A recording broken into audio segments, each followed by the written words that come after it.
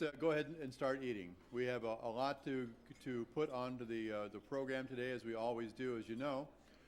So I think that we do want to go ahead and get started, and then we'll get through some of the scholarship information, and then into our keynote speaker. Where's Stephen? Is that okay? Good. Okay. Well, good afternoon, everybody. Again, I'm Bill Sellery, the Executive Director of FSCA, and I'm just very pleased that you are all here with us today to join us in this luncheon. You are in for a treat on multiple levels, believe me. You're going to have actually an emotional experience, likely, when you hear both of our speakers. So you are in for something that maybe you weren't prepared for, but I'm sure you're going to be able to enjoy yourself. As you know, our luncheon today is sponsored by MB Financial Bank, and at this time, yes, I would like to introduce you to and have Mitch Feiger, the President and CEO of MB Financial, to come up and say a few words to all of you. Mitch? Thanks very much for the kind introduction. Good afternoon. I am Mitch Feiger, President and CEO of MB Financial Bank, your host for today's luncheon. On behalf of MB, I extend a warm welcome to each of you. I suppose a warm welcome is helpful given the cool temperatures outside this weekend. It's a busy weekend in Chicago, if you haven't noticed. For football fans here, today at 7:30 p.m., we have the Notre Dame and University of Miami football game at Soldier Field, just down the road from here. Tomorrow is the running of the Chicago Marathon with waves of runners starting at 7:20. So if you're planning to go anywhere from here first thing in the morning, you better beware. Then, of course, we have the Columbus Day Parade. That's on Monday. And then, of course, we have this FSCA conference, which I'm sure to you, but definitely to MB, is more important than either football, marathons, or parades. My bank, MB Financial Bank, and its predecessors has a long and proud history with the check cashing industry, now more perhaps appropriately referred to as a financial service center industry.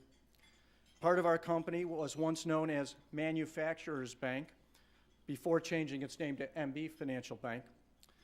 The original owner of Manufacturers Bank was one of the earliest check cashers in Chicago.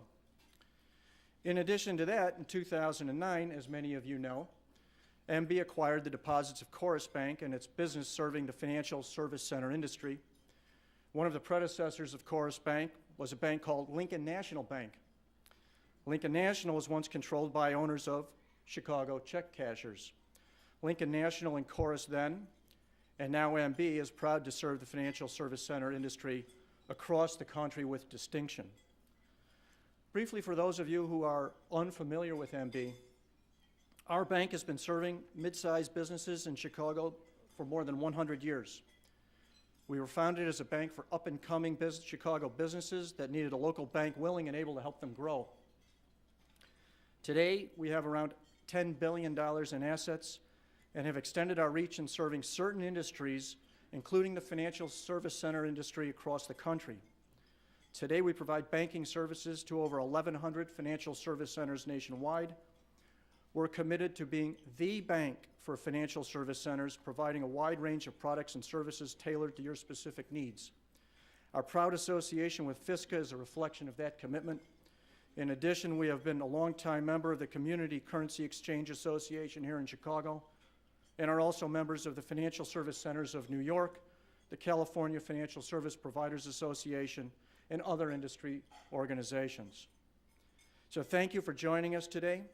We hope to spend some time with each of you during this event. If our schedules do not permit meeting here, then hopefully we'll see you at another time. So please enjoy lunch, the rest of this great conference, and your visit to Chicago.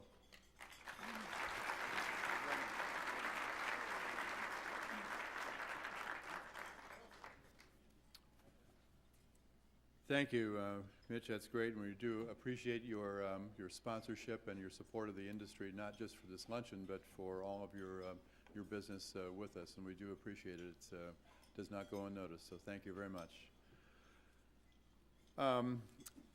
Now, I told you you're in for your treat on two levels for both our speakers.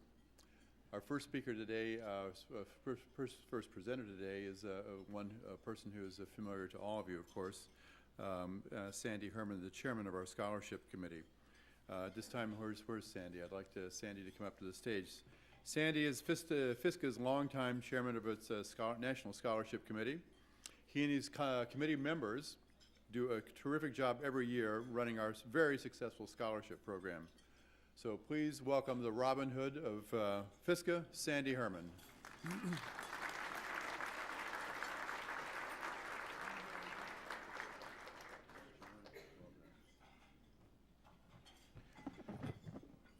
Thank you, Bill. Good afternoon, members, vendors, and honored guests. I'm extremely honored, and it is my great pleasure to be here before you today in Chicago.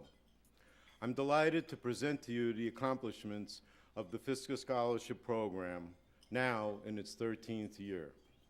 Our FSCA Scholarship Program is all about hopes and dreams, making one's dreams come true, which is so important. With that being said, I'd like to take a moment to tell you a true story about one of our great country's Americans and one of my personal favorite heroes who passed away this year. On July 20th, 1969, as commander of the Apollo 11 lunar module, Neil Armstrong was the first person to set foot on the moon. That's one small step for man and one giant leap for mankind was heard by millions just before he re-entered the lander. He made the enigmatic remark, "Good luck, Mr. Gorski." Over the years, many people questioned Armstrong as to what the "good luck, Mr. Gorski" statement meant, but Armstrong always smiled. On July 5th, 1995 in Tampa, a reporter brought up the 26-year-old question to Armstrong. This time he finally responded, and Mr. Gorski had died, so Armstrong felt that he could answer the question. In 1938, Armstrong was playing baseball with a friend. His friend hit the ball, which landed in his neighbor's yard by the bedroom windows. His neighbors were Mr. and Mrs. Gorski. As he leaned down to pick up the ball, young Armstrong heard Mrs. Gorski shouting at Mr. Gorski, "Sex? You want sex? You'll get sex when the Armstrong kid next door walks on the moon."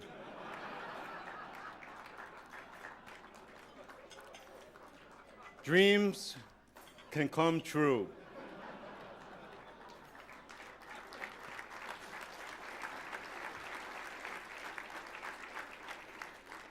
Stick to your goals and your dedication. Our program is here to help college-bound students fulfill their hopes and their dreams, to reward them for their efforts, dedication, and devotion, their will to study academics, for demonstrating leadership among their peers, and making a difference, a big difference. Let's take a quick look at how the winners are chosen. The scholarship program awards high school seniors from 5 regions across the country: East, Southeast, Midwest, Southwest, and West. A minimum cash grant of $2,000 for the freshman year of college study. In addition to academic achievement, financial need, and leadership skills, the winning scholars must complete a rigorous application form and submit an essay profiling a person who has influenced them and explain how that person has made an impact on their life. We are pleased to tell you that this year, FSCA will award 37 scholarships to deserving students totaling $74,500.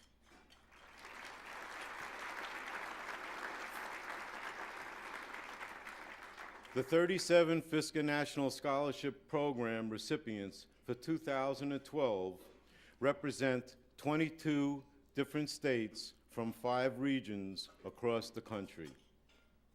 This year, the scholarship program honored 7 students from the East. The Southeast produced 6 honorees. 6 winners came from the Southwest, 7 students from the Midwest, and 11 winners hailed from the Western region. The complete list of winners is included in your conference bag. These are the schools across the country that our 37 winners are now attending. All truly amazing, higher educational status universities all across the nation. Counting these 2012 Fisker National Scholarship Program Awards, we have now awarded $734,500 in college scholarships to 327 students from across the entire United States of America.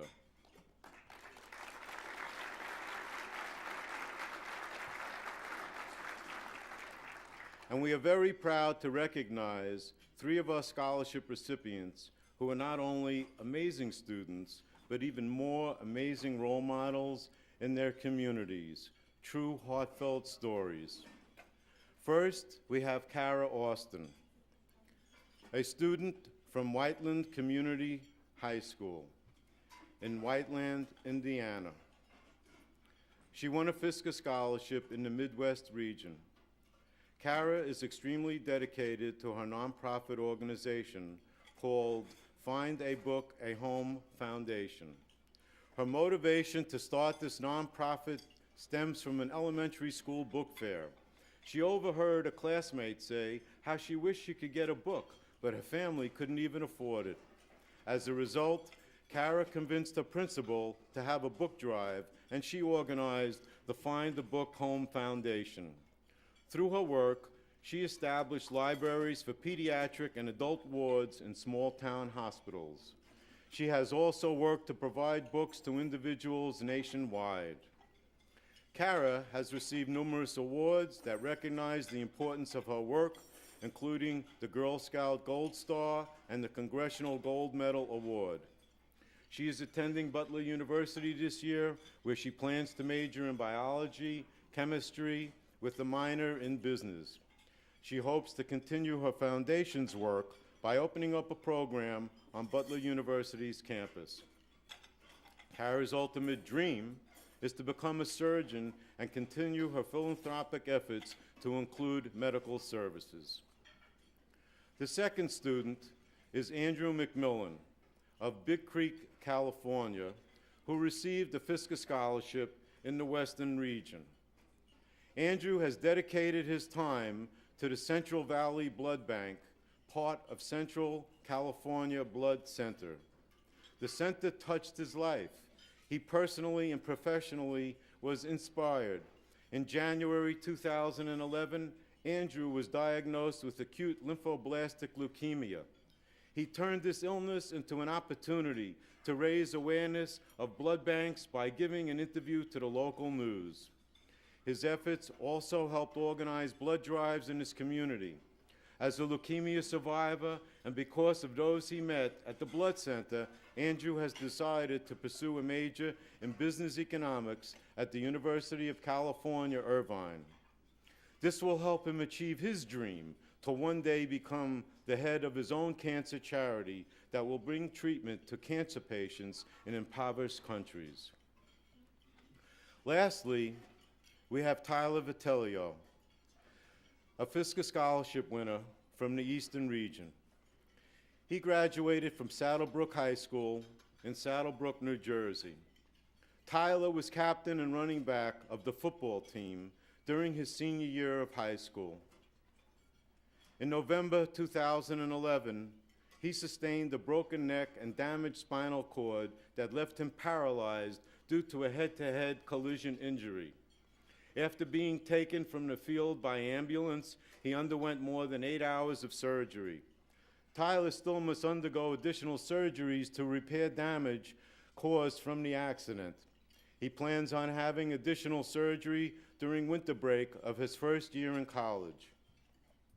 Even so, after months of intense physical therapy, Tyler has made a remarkable recovery and is able to walk again. While he can no longer pursue his dream of playing college football, Tyler is studying athletic training at Montclair University.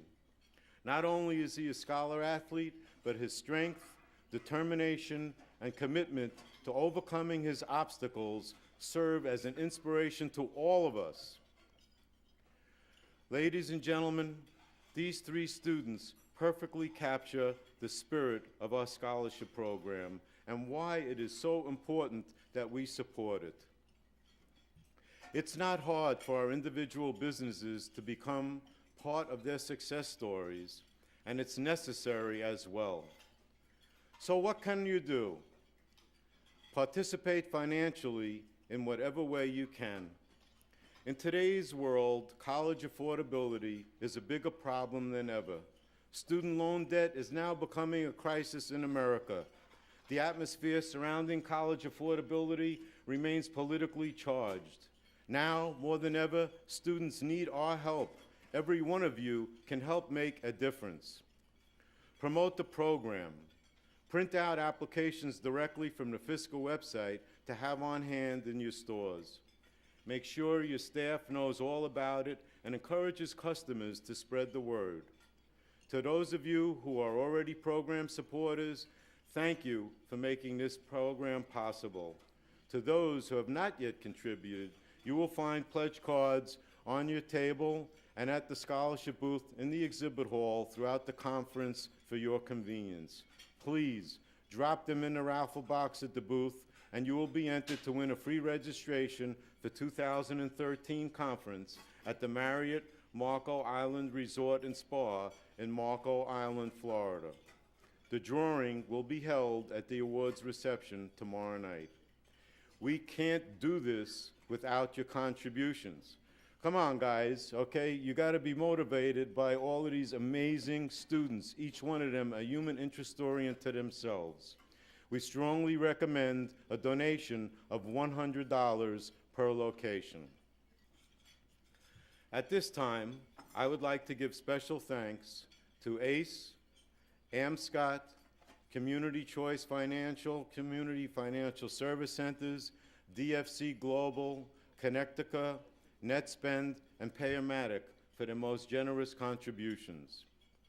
We especially appreciate the support of our longtime industry co-sponsors, MoneyGram International, Western Union, and the Western Union Foundation. Thank you also to Fisker's sister associations, Community Currency Exchange Association of Illinois, and California Financial Service Providers Associations for their generous contributions as well. And I want to acknowledge the special efforts of Graphico, MWW, Amelia Barber, and my entire scholarship committee, Randy Dadamoto, Pagel Halterbrand, Ira Krell, Marty Lieberman, Art Roth, Joe Doyle, Rich Klein, Eric Norrington, and Tom Leonard, and last but not least, who works her butt off in the booth, my darling wife, Beverly.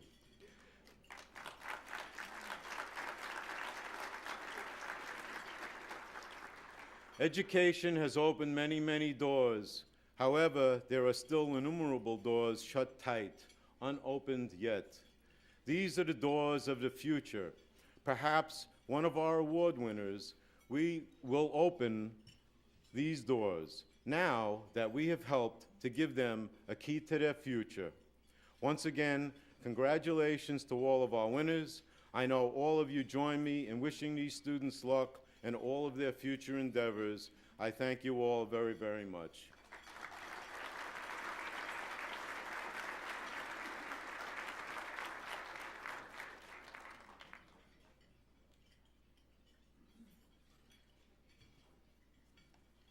Wow.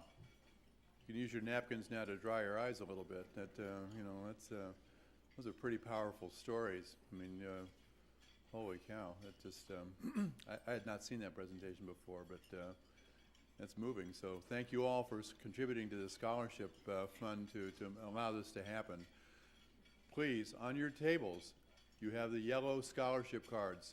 Please fill those out and give it to any of us, any of the FISCA staff members, and we'll make sure it gets taken care of. But fill those out, and fill it out from your heart. You just heard these stories and what it does. This is for them. It's not for us. So help us with that, please. Sandy does a great job. His committee does a great job, and you can see the result of it in these stories. It's remarkable. It's remarkable. Well, let me take a couple of minutes here to introduce our keynote speaker, Mike Murphy. And I have to say, like I said before, you're in for a real treat this afternoon. You already had one treat on one level. I told you to get emotional that way, but now you may get emotional a different way. You know, so we have one of the best political consultants in the business just a few weeks before the presidential election. Timing is everything. Mike told me he'd tell me who's going to win the election if we could all keep it a secret. So we can all keep it a secret, can't we? No, it's like Washington. There's no secrets, Mike, so I guess you can't tell us. Okay.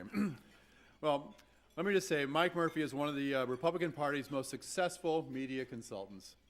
Mike has been called a media master by Fortune magazine, the GOP's hottest media consultant by Newsweek, and the leader of a new breed of campaign consultants by Congressional Quarterly. Mike is also a well-known commentator and political analyst. He's a contributing editor at Time magazine, where he writes the widely followed political column called Murphy's Law. He's a regular roundtable guest on Meet the Press with David Gregory and frequently appears on NPR's Morning Edition and All Things Considered. Mike has also appeared on Crossfire, Hardball, Nightline, Face the Nation, and The News Hour with Jim Lehrer. Back in the year 2000, Mike served as a senior strategist for Senator John McCain's presidential campaign. And in 2003, Mike went on to become senior strategist for Arnold Schwarzenegger's historic election as governor of California. Mike also handled strategy and advertising for over 26 other successful senatorial and gubernatorial campaigns, including successful gubernatorial races of Jeb Bush, Mitt Romney, John Engler, Tommy Thompson, Christy Todd, Mitt Whitman, and many, many other races and successful senatorial races as well. Now, this is kind of interesting, considering how things turned out. Mike was, until January 2006, an advisor to Mitt Romney, then the governor of Massachusetts, and about to become candidate for the Republican presidential nomination for the 2008 presidential election. Mike stepped down as a result of his role as both chief strategist to Governor Romney and to Senator McCain, where both were widely expected at the time to be Republican challengers in the primaries of the 2008 presidential election. Mike decided, I think rightly, to be neutral in a contest between his two of his closest clients and friends, although he had advised each informally. And now, of course, his friend and former client, Governor Romney, has finally captured the nomination. Not only did I say you're going to be on a treat, you're going to be at a treat this afternoon, but you'll get another treat tomorrow morning, as Mike Murphy's going to be on Meet the Press tomorrow morning, just after this appearance. Ladies and gentlemen, please join me in welcoming Mike Murphy.